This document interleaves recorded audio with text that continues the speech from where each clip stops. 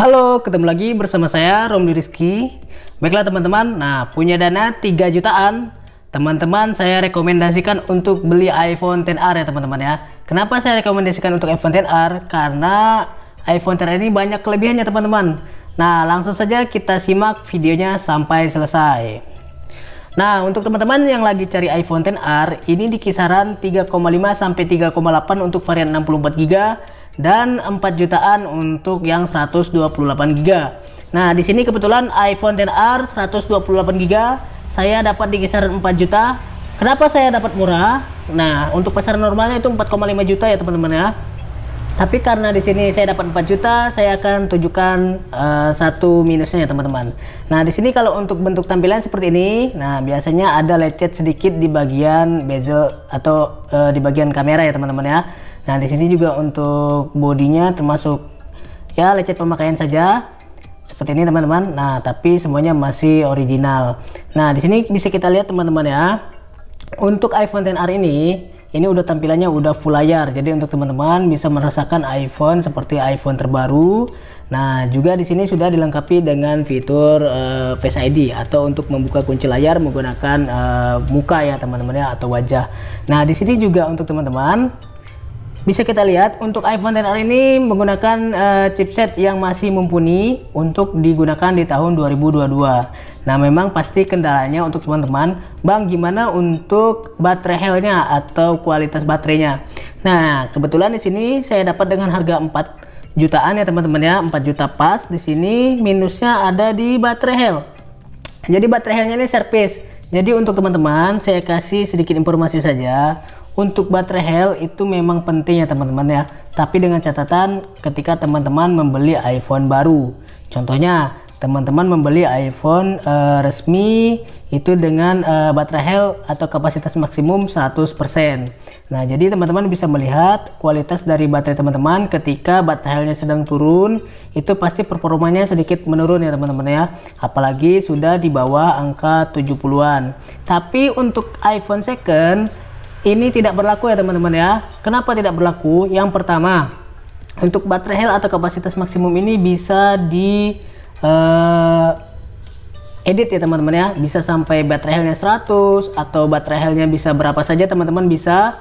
Tapi itu tidak baik ya teman-teman ya, karena itu namanya manipulasi dari baterai health. Jadi misalkan dia aslinya itu sudah 70%, tapi diedit. Nah, sekarang banyak oknum-oknum yang mengedit seperti itu ya teman-teman ya. Jadi kesannya bisa 90, 85 atau bahkan 100, tapi itu bisa jadi sudah manipulasi. Terus yang kedua juga baterai itu bisa diganti ya teman-teman ya.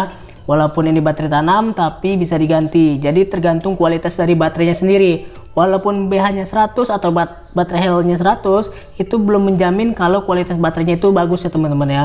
Jadi saran saya untuk teman-teman yang membeli iPhone second, jangan terlalu diperhatikan dari kapasitas maksimumnya, tapi perhatikan dari penggunaannya teman-teman. Bisa teman-teman menggunakan untuk menonton YouTube, sosial media, dan mengetes saat mau membeli iPhone second. Usahakan yang masih irit ya teman-teman, dalam artian irit, tidak terlalu boros. Misalkan teman-teman matikan atau hidupkan lagi, itu tidak jauh berkurang. Misalkan pas waktu teman-teman matikan itu 70% pengisian daya, ketika dihidupkan mungkin 69 atau 68, itu bisa jadi masih normal. Tapi jika turun baterainya itu tidak beraturan, itu sudah tidak bagus ya teman-teman. Apalagi di kondisi 20% pengisian daya, itu iPhone-nya sudah mati misalkan. Nah, itu sudah tidak baik ya teman-teman ya. Nah, mungkin untuk iPhone XR ini walaupun menggunakan chipset yang mumpuni ya teman-teman ya, tapi ini paling cocok untuk bersosial media atau bermain game-game santai saja. Nah, apalagi untuk update iOS, iPhone XR ini masih mendapatkan update kisaran 1 tahun atau 2 tahun ke depan.